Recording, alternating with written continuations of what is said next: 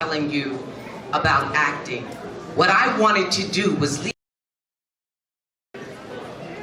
You know, with so many of my colleagues up here telling you about acting, what I wanted to do was leave you with a message. This is Black History Month, and now more than ever, I'd like to talk about diversity. I'd like to talk about what we do. And I want to start off tonight by telling you something that you probably already know. We as artists have the power to change the world. We have had this power ever since early man recorded their lives for future generations by drawing on the walls of caves. We refined this power with the development of language and the tradition of storytelling. The written word extended our power even further. We took to stages in order to present this power to wider audiences. We made our own costumes and built sets. You've heard some of it today. We made instruments and music, and as our technology became more powerful, so did we, the artist. Through radio, through the big screen, through the magic of television, and now, through the internet. But the mediums through which we use this power are not the source of it. We change the world not because we have the biggest platforms or because of the patrons we support and who support us in our craft, but we change the world as artists because we have something to say.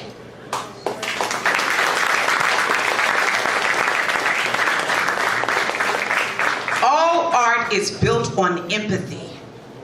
What we do is important because through the stories we tell, we can connect with other human beings in a way that can't be achieved through simple conversation. Ever since the first metaphor, we have been telling stories because stories allow us to bring the audience into experiences and worlds they would never get the chance to see otherwise. We make distance into closeness. We make the impossible all too real. There are about 7 billion people on this planet, and we are 7 billion individual sets of thoughts and experiences. Empathy is how we connect these thoughts and experiences with each other. Without it, we could never have achieved, well, anything really. The ability to understand each other is the single most important technology the human race has ever created, and when mastered, the art of storytelling is the most effective version of that technology.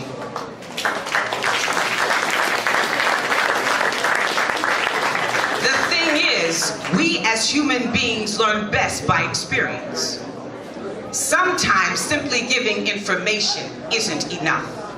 To truly understand something, we must on some level have experienced it.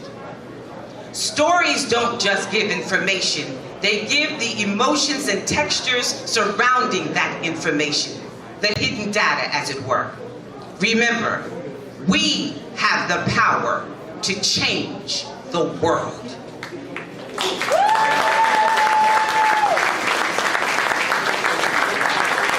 So it should come as no surprise that as the popular avenues of art and storytelling have become more diverse, we have seen diversity become more respected in society. Hattie McDaniel winning the first Oscar in 1940 was important for several different reasons. It was important that women of color could receive any accolades from any institution where only whiteness was allowed to be recognized. We earned these accolades by acting in a major motion picture, a medium whose first blockbuster was the KKK propaganda film, Birth of a Nation, which was responsible for most of the enduring stereotypes Black people have had to deal with to this day. And it was also important because while Hattie McDaniel was able to break the color barrier of the Motion Picture Academy, she did it for a portrayal of a mammy, a servile and loyal servant of her white masters who was full of sage advice and love for them and none for her. This was in no way representative of the Black experience, but we had broken through and we knew we had more work to do. We had to leave the characters like Mammy and Stepin Fetchit behind. We had to find ways to tell our stories, give life to characters who were more than faithful servants and comic relief. Actors like Sidney Poitier and James Earl Jones fought only to take roles that were multifaceted and characters who were more than accessories to the lives of white people around them. In the 70s, we started Blaxploitation era, a guerrilla warfare style attack on the mainstream entertainment industry. Crude and underfunded, these movies were the first time Blackness was something to root for, a source of power instead of shame. But we still have more work to do.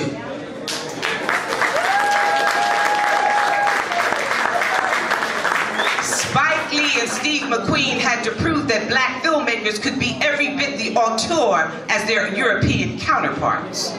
Denzel Washington and Will Smith had to prove that a Black leading actor could pull in the big box office numbers. You see, we needed to see the unvarnished truth of our history in this country to be seen by millions of people on thousands of screens. Yes, we needed Roots. Yes, we needed Amistad. Yes, we needed Beloved. We needed Glory. We needed 12 Years a Slave and Boys in the Hood. We needed Fruitvale Station and Dear White People. But we also needed to show that our lives were not just a struggle, but pure poetry. We needed to show we could save the world just as well as any hero. We needed Eddie Murphy, Chris Rock, Dave Chappelle to show it was much better to laugh with us instead of at us. We needed Pam Grier and Angela Bassett to show us how badass Black girl power really could be. But our work is still not done. We need it now more than ever. We need Ava DuVernay and Ryan Coogler. We need Moonlight and Loving. We need Black Stormtroopers and the entire cast of the Black Panther. We need Chio Hadari Coker, Donald Glover, and Issa Rae to change what it means to make a Black TV show. And still, we need more. We need more Ta-Nehisi Coates and Christopher Priest, more Kendrick Lamars and Chance the Rappers. We need more voices of color in every medium possible. We need more Riz Ahmeds and Marshala Ali's. We need more Into the Badlands and Transparents, and we need all of you. We need you to take every chance you get to say something, and really say something. We have the power to change the world. We have the power to put people in our shoes. We have the power to paint over the black canvas of ignorance with bold, beautiful color. And right now, ignorance has control of one of the biggest stages in the world. But the only emotion it can provoke is fear, and the only information it can convey is hate. History has shown in times past that our stage can be just as big. We have to use it now. That is, we have to continue to use it just like we have always done, to tell our stories, share our experiences, and most importantly, create empathy. Our greatest achievement, our power. We are powerful, and once again, we must use our power to change the world. I'd like to end this evening with a poem by the late, great Maya Angelou. It is simply called Human Family. I note the obvious differences in the human family. Some of us are serious, some thrive on comedy. Some declare their lives are lived as true profundity, and others claim they really live the real reality. The variety of our skin tones can confuse, bemuse, delight. Brown and pink and beige and purple, tan and blue and white. I've sailed upon the 7 seas and stopped in every land. I've seen the wonders of the world, not yet one common man.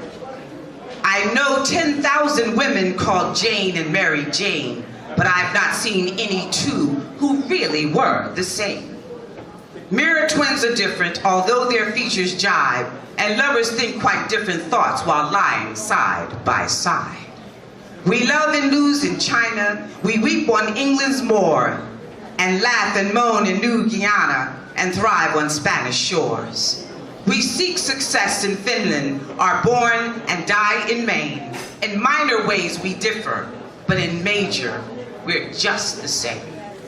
I note the obvious differences between each sort and type, but my friends, we are more alike than we are unalike.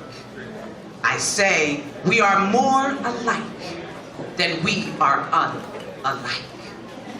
Remember this, we are more alike than we are unalike. I thank you.